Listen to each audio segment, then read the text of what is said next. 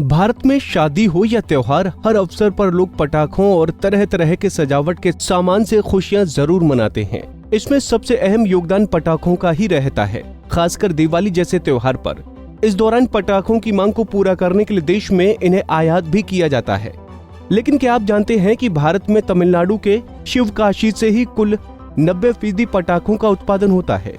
1930 के दशक में दो नौजवानों द्वारा शिवकाशी में माचिस का कारखाना लगाने के बाद इसका देश में पटाखा निर्माण का सबसे बड़ा केंद्र बनने का इतिहास भी बहुत रोचक है। आपको बता दें कि बारूद की खोज चीन में 21वीं सदी के आसपास हुई थी। भारत में युद्धों में बारूद का इस्तेमाल पहली बार 1400 ईस्वी से शुरू हुआ। कुछ ऐतिहासिक तथ्यों के अनुसार आतिशबाजी का पहला प्रमाण 1443 के आसपास विजयनगर साम्राज्य में मिलता है। 18वीं सदी तक शासकों द्वारा दिवाली पर आतिशबाजी आम बात हो गई थी। रिपोर्ट्स के अनुसार भारत में पटाखों आतिशबाजी का पहला कारखाना 19वीं सदी में कोलकाता में स्थापित किया गया था।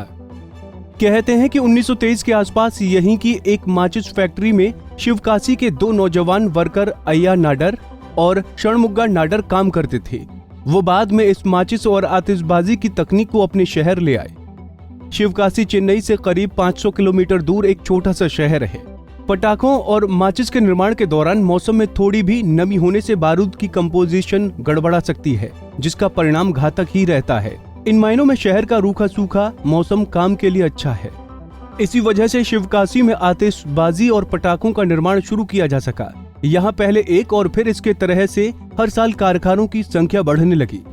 अय्या नाडर ने 1925 में नेशनल फायर वर्क्स की स्थापना की थी।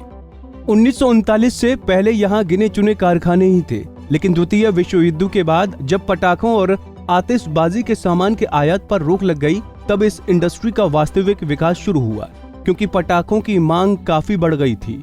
देश में अंग्रेज शासकों ने पटाखों के आयात पर रोक लगाई और घरेलू उत्पादों का विकास किया। इससे घरेलू पटाखा इंडस्ट्री को काफी फायदा हुआ। आजादी के बाद शिवकाशी देश का सबसे बड़ा पटाखों का केंद्र बन गया।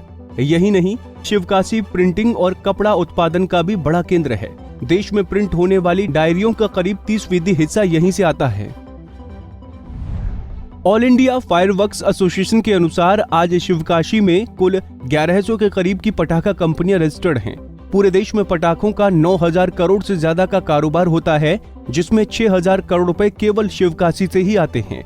यहाँ के कारखानों से प्रत्यक्ष या अप्रत्यक्ष रूप से करीब 8 लाख कामगारों को रोजगार मिलता है और इसमें बड़ी संख्या में महिलाएं भी होती हैं।